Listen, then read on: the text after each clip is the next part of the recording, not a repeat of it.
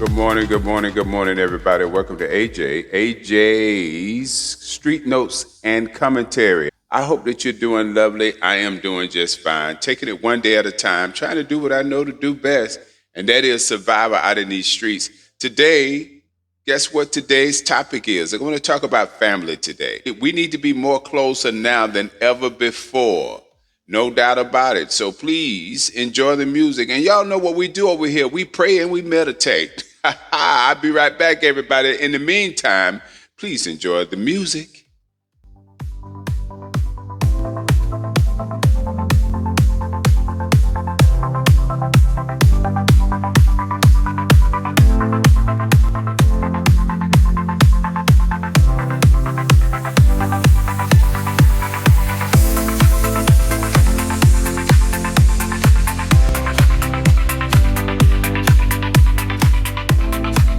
All right, everybody. Let us remember LCSA, Life and Community Solutions Association Incorporated.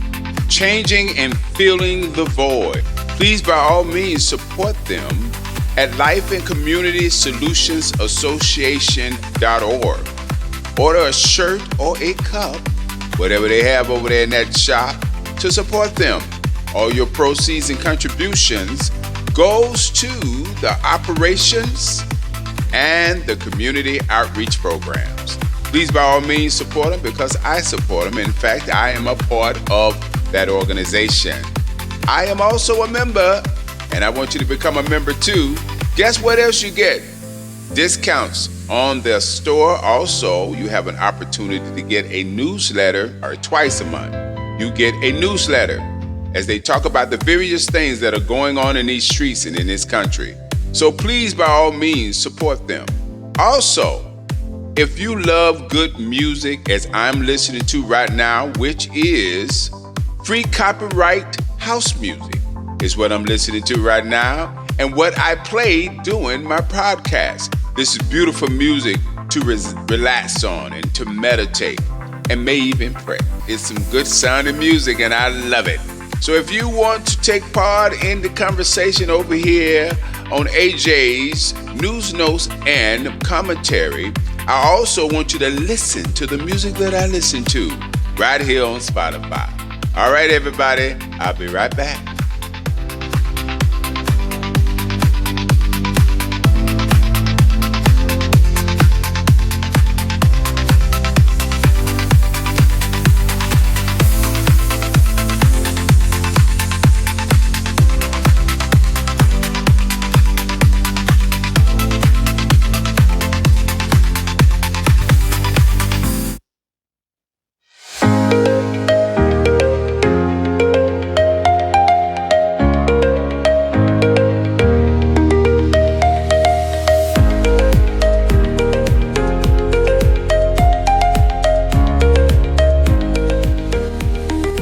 Meditating? Are you being thankful? What's going on with you today? Put a smile on your face and feel good about being alive. All right now, come on. Celebrate, everybody. It's time to celebrate. Come on. And you might say, well, how can we celebrate in a country like this when we got so much going on in this world and you want us to celebrate? Well, we hear bad news every single day. And over here on AJ's Street Notes and Commentary, I want to motivate you. That's right, lift you up so you can fight against all this craziness that's going on in this country. That's the only way you'll be able to survive, so you can think clearly on what you need to do and what's your next move. So that's why I do what I do over here on AJ's Street Notes and Commentary. So by all means, meditate. As I play some more music, meditate. Meditate, people. Meditate.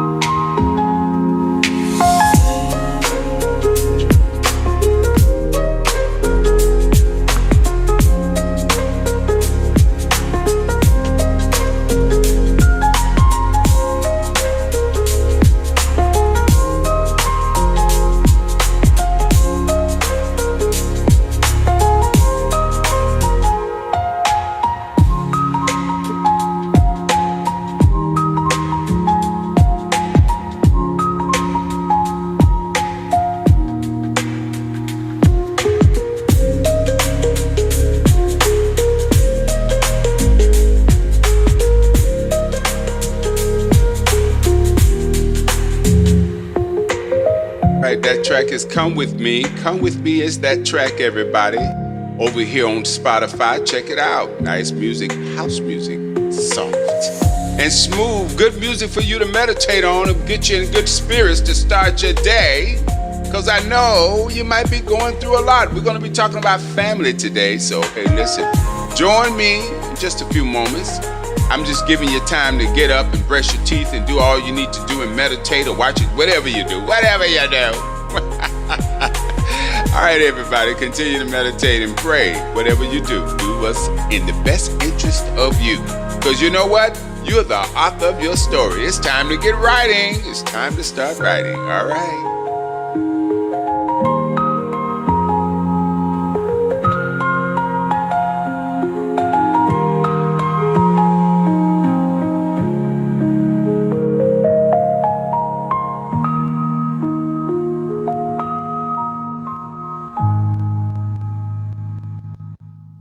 All right, everybody. Welcome. I want to welcome you, as I often said, you heard me say, AJ, Street Notes and Commentary, where we do a little bit of this and a little bit of that, giving you that old school radio talk show type of vibe with this podcast on the side. I do want to welcome everybody. Thank you so much for joining me this morning. I want to give you a word of inspiration as I talk about a motivation, as I talk about family. Now, as I said earlier, there is a lot. Y'all hear me say it often. There is a lot going on in this country. And because of it, it is important that family come together. Not just your friends, but family, bloodline, relationships need to be formed and developed in a way where it strengthens the family, that you all may be able to support one another during times like these.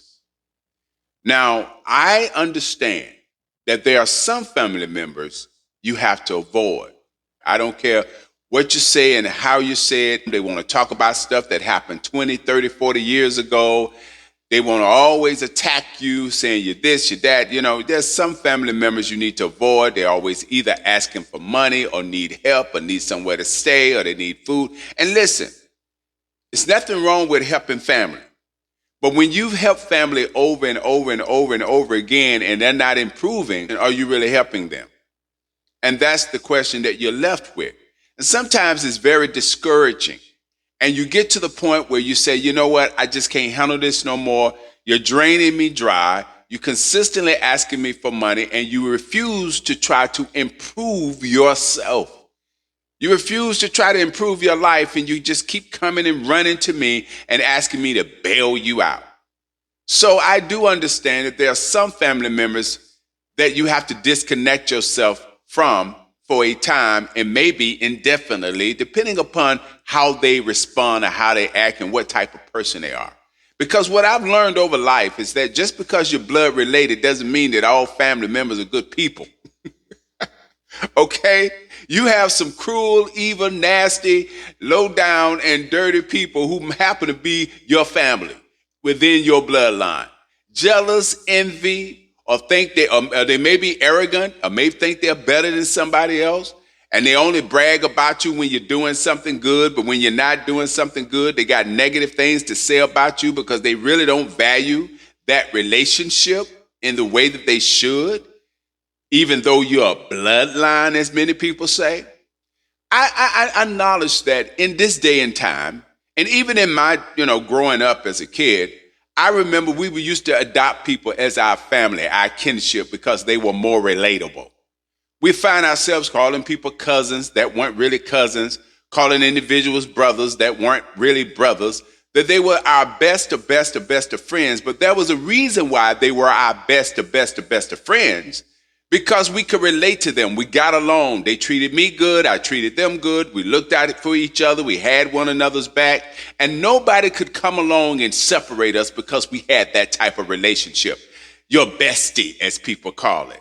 But they were true friends. Even under worse circumstances, they were true friends. Some family members come and go. They only around you as long as you're not asking for something, as long as you're not in need of anything. So it's kind of a catch-22. It could go either way. You feel where I'm going with this? We're going to need family. And we're also going to need those extended family members who may not be in line as it relates to the bloodline.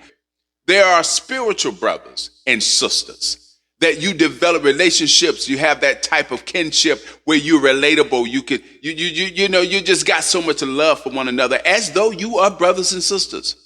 That's why I tell people, be careful when you call people my brother, my sister, even though they're not a part of the bloodline. Be careful when you call them that, because what you're really saying is that you are equal. I treat you equally to my bloodline, which is my brother and my sister. Some folks have even said that they're willing to lay down their life for their brother or their sister. I don't know about that. I would do everything in my power to protect you, but I don't know about laying down my life. I would fight. I would do everything I can to protect you.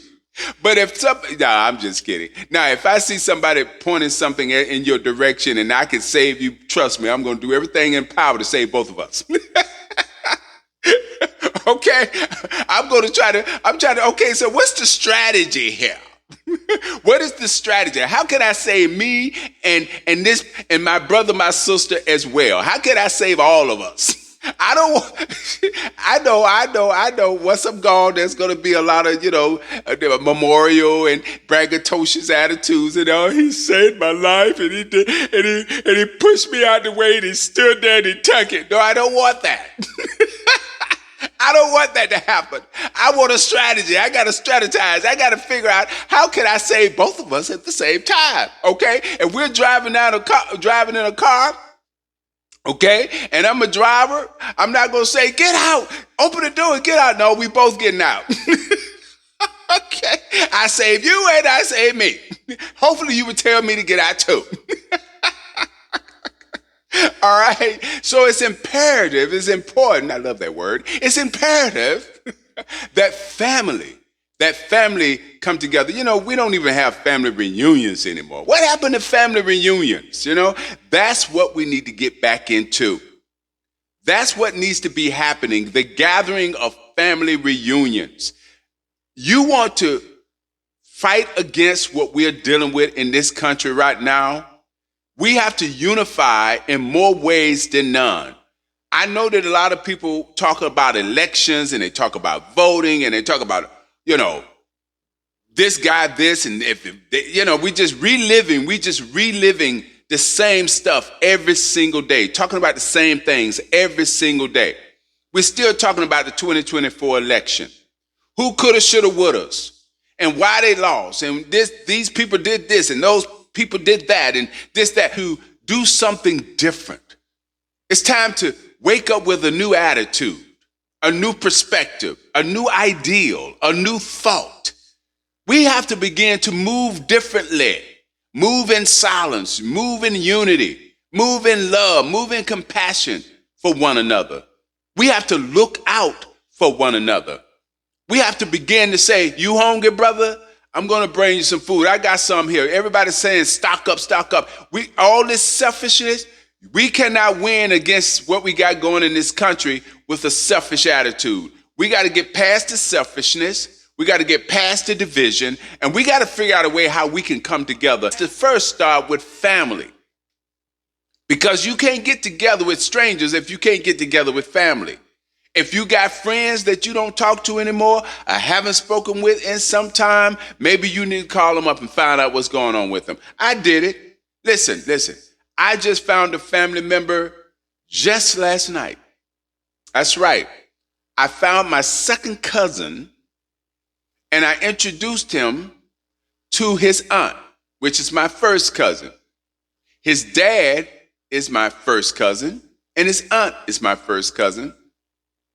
And I ran into him, and we talked, and come to find out, he's family. He's a relative. But he didn't know his dad that well.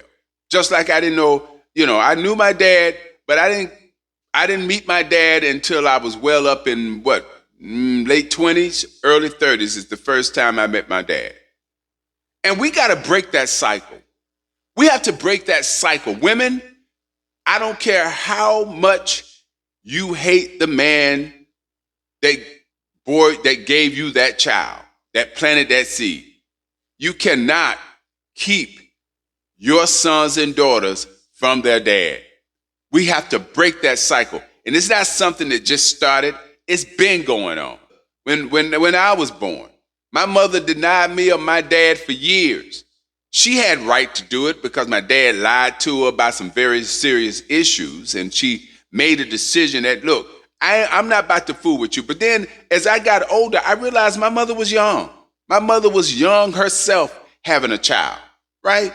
And so when you start evaluating the situation and how it was in the past and how it is today, you think differently. So when I began to think about how young my mother was when she had me, I gave a little grace. I had to give grace in what happened in my life as regards to me being separated from my dad up until I was in my late 20s and early 30s. And I finally met him. And in fact, after I met my dad, he introduced me to other family members to put a seal on it, you know? And that meant more to me than anything. Even though he did not really develop that strong relationship that we probably should have developed when I first met him, when I finally got an opportunity to meet him, he didn't really develop the type of relationship that I felt like he should have. But at the end of the day, he showed me love by taking me around to meet my other family members, my aunts, my cousins. And in fact, check this out. I went to school with her first cousin and didn't even know she was my cousin, and the fact that she had a crush on me. We were young, you know, those elementary students, you know, had that little puppy love, as they call it. That's what it was, puppy love or popcorn love or whatever you want to call it. But she got on my nerves. Okay? You know, back in those days, a girl like you, she hit you, she run, she laugh, she, complain, and you hit her back, and then she go to her mama, and then, because her mother was the librarian. Okay? And we were related and didn't even know it. Didn't even know it in the same city. That's what happens when family are not together. That's what happened when family don't have family reunions. And you don't have to plan some big function to have a family gathering. If you got a family member with a house and a nice house with a yard where they can set up some tables and some chairs, you can do it at the house. You don't have to go to some park or plan some expensive trip. You don't have to do anything. You could have Sunday dinners. Back in the day, they used to just have Sunday dinners where they gathered on Sunday, right? So you could call family members, I'm having this dinner, I'm having this Sunday dinner. I would like for you, your wife, and even family members that you probably think twice about inviting over. But if they're not so bad and you haven't talked to them in a while and you haven't heard from them in a while, then it might be nice for you to invite that family member over, so they can sit down and have conversation with you all too and eat and all that good stuff. And you'll be surprised what you learn about family members. You'll be surprised of what they're going through. It's sad that some folks don't even gather until funerals. We got to break the cycle that we only show up during funerals. I had this cousin, and every time there was a funeral, and this was primarily on my dad's side, because I didn't know a lot of my mother's side of the family.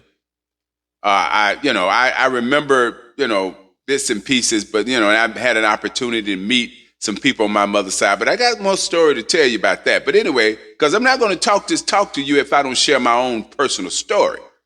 So I remember my cousin, every time there was a funeral, she would walk up to me and she'll say, well, we need to talk more. Family need to come more together. And here's my telephone number, cuz. I ain't never heard so many cuz and cuz. Everybody's cuz. Everybody calling one another cuz, because they want to show that they're so happy that you're related and all that kind of stuff. But I'm saying to myself, you guys don't even call me. And when I call you, don't even call back. But she would give a number. And I'll call, right after the funeral. We may call and talk for maybe a week or two. And next thing you know, we're right back from where we started from.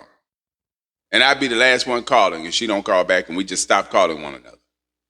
And and every time there's a funeral, she'll come up to me and say, hey, cuz, where you been?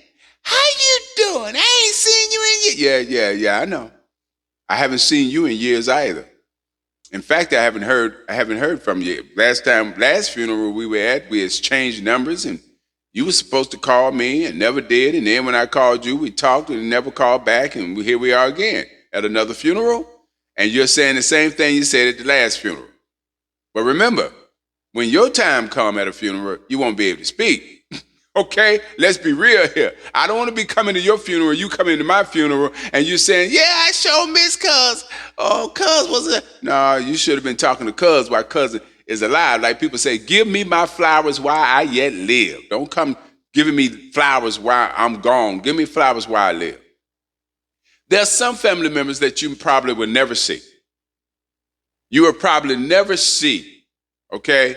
Some family members you will never see again, because of the choices that they've made in their life and the direction that they've chosen to go. We hate when we have to deal with families that have various types of addictions, other family members that have mental illnesses. And if you've tried to reach out and help those family members and yet they continue to do the same thing and they're not trying to change their lives, what more can you do? What more can you do? And people have these expectations that you're supposed to go far, far, far, far, far beyond. You know, listen, it's just like a family member that chose a mate that's not good for them. They chose that husband, they chose that wife, and that husband or that wife might be abusive in some way or fashion. And you try to tell that family member, look, you need to leave that person. And then next thing you know, you're talking to them and they call in your phone and you go over there and you rescue them and you take them out of the situation only to have them to go back. And then when things get worse, they blame you. And especially if you call the police and have their family, their husband or their wife locked up and then you're blamed for calling the police. It's a mess. And then you go back and you say, well, I'm your family and I was only loving you and I was only looking out for you, and they're not thinking that way. Because they're selfish. They're only thinking about themselves. They're not considering the love that you've shown to protect them. They're not looking at that. Now they're looking at you in my business. You all up in my business. You know, well, you told me, you came to me and shared with me this and that and the other. You got around me with that black eye. You got around me with that bruised arm. What am I supposed to say and do about that?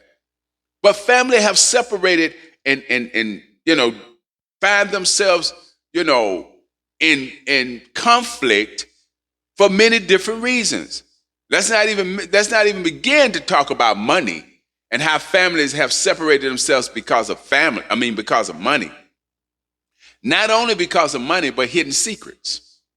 Family are good about hiding secrets. Like your daddy is your uncle or your uncle is your daddy and your sister turned out to be your mama, and grandmama been married more than one time, and the granddaddy that you thought was your grandfather is not really your granddaddy. All those hidden secrets that family have held and kept to themselves, primarily the seniors within the family, the matriarchs in the family, they keep that stuff to themselves until they take it to their grave, but they don't realize the damage and the harm that it does to the family when you keep secrets like that, especially when it comes to health issues. Because you need to know your family history when it comes to health issues. And sometimes family, because they're withholding information, that could be a life or death situation. Many different reasons why family is important, reasons why we should stay in touch. You know, sometimes I used to wish that I had a huge family. In fact, I do have a big family on my dad's side, you know. But are we close? No. Do I know everybody? No.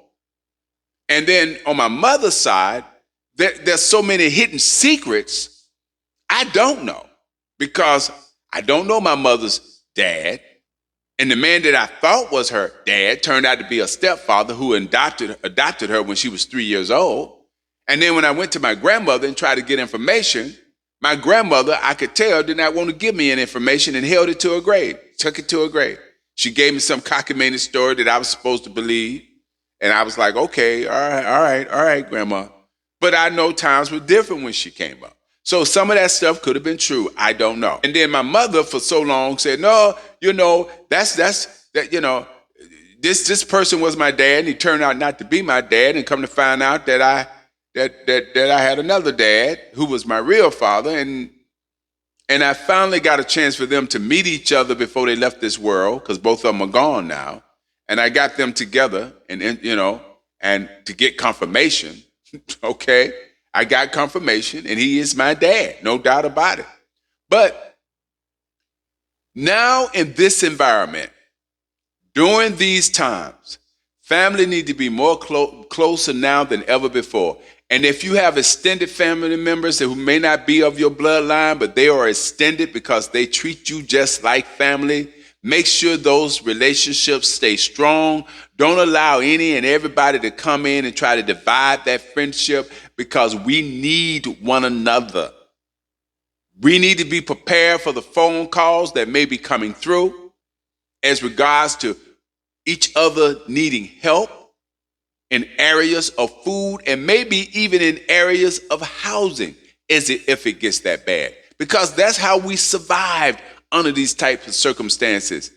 Okay, back in history, this is how we survived. We survived by how we lived and how we loved one another and how we came together and unified and doing what we need to do. Get away from this whole selfish thing. You do yours, I do me.